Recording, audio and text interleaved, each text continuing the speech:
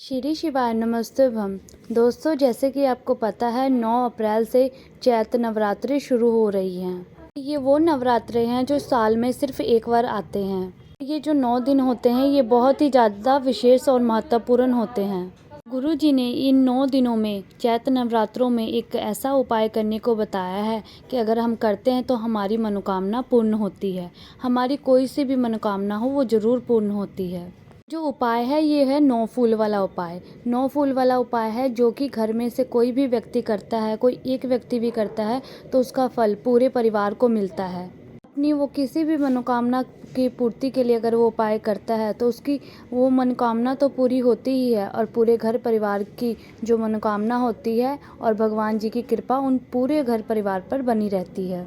ये जो नवरात्रे हैं ये 17 अप्रैल तक 9 अप्रैल से लेकर के 17 अप्रैल तक चलने वाली है। इन 9 दिनों में आपको ये 9 फूल वाला उपाय करना है।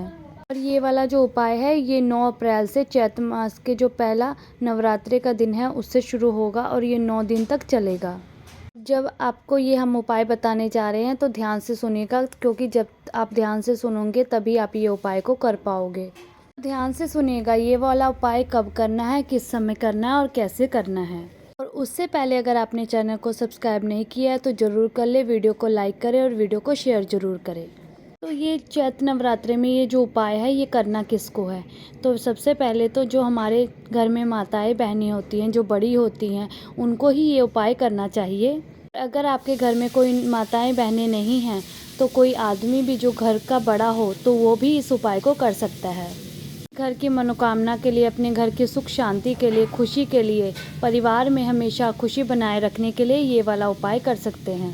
आइए आप समझते हैं कि उपाय को करने की विधि क्या है और सामग्री क्या चाहिए इसमें। जैसे कि आपको हमने बताया है ये जो उपाय है ये 9 फूल वाला उपाय है, तो उसके लिए सबसे पहले तो आपको चाहिए फूल जो भगवान भोलेनाथ जी पर चढ़ता है। ये उपाय जो है ये आपको शाम के समय करना है, तो आपको 6 बजे से लेकर के 7 या 7:30 के बीच में आपको ये वाला उपाय करना है। 9 फूल वाला उपाय है तो सबसे पहले आपको यहाँ पर 9 फूल लेने होंगे। ये जो उपाय है ये चैत्र नवरात्रि के 9 दिनों में चलने वाला है। 9 दिन तक हमें ये उपाय करना है और ये उपाय हमें रोज करना है। ये उपाय करने के लिए सबसे पहले हमें वो फूल चुनना होगा जो भगवान भोलेनाथ जी पर चढ़ता हो, और वो फूल चुनना है जो आपको ये नवरात्रों के दिनों में मिल सके। या तो चाहे आप तोड़ सकते हो या फिर आप चाहे तो आप खरीद भी सकते हो। इस बात का ज़रूर आपको ध्यान रखना है कि जो फूल है वो भगवान भोलेनाथ जी के शिवलिंग पर चढ़ना ज़रूर चाहिए। जैसे कि गुलाब का फूल चढ़ता है, सफ़ेद फूल चढ़ता है, कनेर का फूल भी चढ़ता है और भी बहुत तरह के फूल होते हैं जो शिवलिंग पर चढ़ते हैं, तो उनमें से आपको एक फूल चुन लेना है। तो हम सबसे पहले कनेर का फूल चुन लेते हैं। तो कनेर का फूल तो हम चुन लेंगे। उसके बाद ये उपाय करने के लिए सबसे पहले तो आपको शुद्धता का ध्यान जरूर रखना होगा। इस उपाय को करने के लिए आप सुबह का समय चुन सकते हो। आप चाहे तो सुबह जितनी जल्दी हो सके तो कर सकते हो इस उपाय को, नहीं तो आप 10 बजे से पहले इस उपाय को ज़रूर कर लें। अगर आप शाम के समय इस उपाय को कर रहे हो तो आप हाथ मुंह धो करके इस उपाय को कर सकते हो। ये बात ज़रूर ध्यान रखिएगा कि उस दिन शुद्धता का ध्यान जरूर रखिएगा। चैत्र नवरात्रि का जो सबसे पहला दिन आता है उस दिन क्या करना है, आपको सबसे पहले 9 कनेर के फूल ले लेने हैं। तो फूल आप पहले दिन चुनोगे वही फूल आपको 9 दिन तक लेना है, इसको आप बदल नहीं सकते हैं। इस बात का आप ज़रूर ध्यान रखिएगा।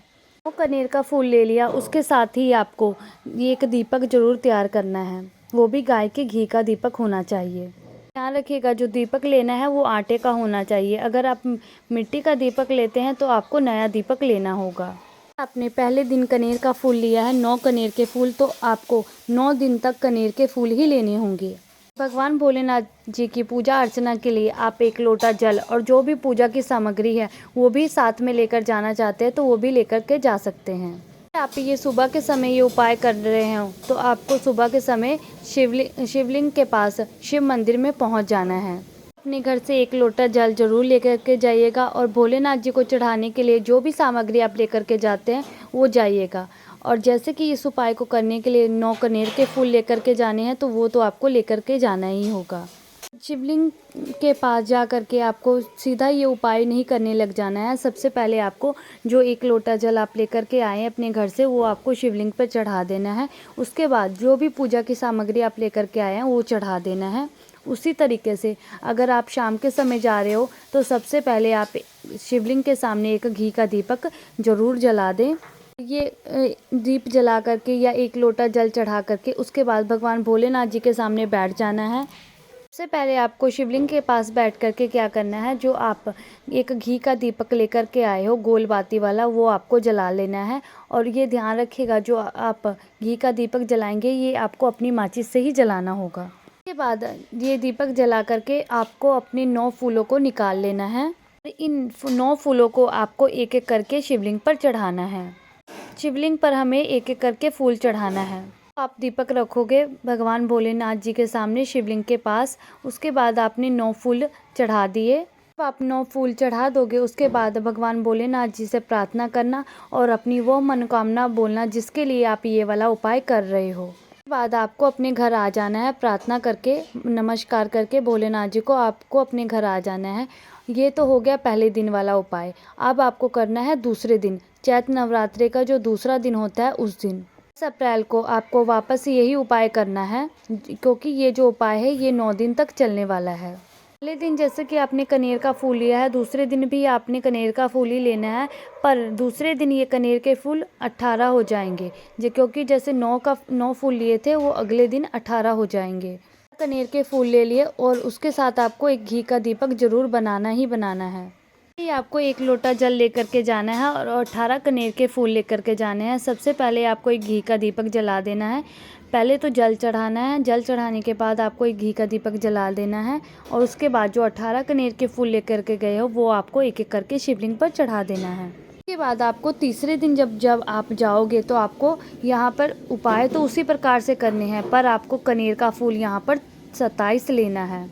आप जैसे अगला दिन बढ़ेगा उसी अगले दिन जैसे कि आपको 9 फूल बढ़ाते जाना है। तीसरे दिन भी ऐसे ही करना है। आपको 1 लोटा जल लेकर के जाना है। जल चढ़ाने के बाद आपको एक घी का दीपक लेके जाना है, घी का दीपक जला देना है। उसके बाद ये 27 जो फूल है ये आपको एक एक करके शिवलिंग पर चढ़ा देना है। फिर चौथा दिन आता है तो चौथे दिन ये 9 फूल बढ़कर आपके 36 फूल हो जाएंगे।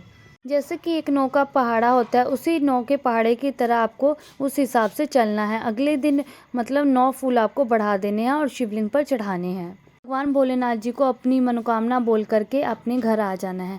ये उपाय आपको 9 दिन तक करना है। भोलेनाथ जी से आपको विनती जरूर करनी है, कोई भी आपकी समस्या, कोई भी मनोकामना हो, धन से संबंधी हो, कार्य से संबंधी हो या कोई भी मनोकामना हो, ये आपको जरूर बोलनी है, को जरूर बोलनी है, को जरूर बोलनी है, को जरूर बोलनी है।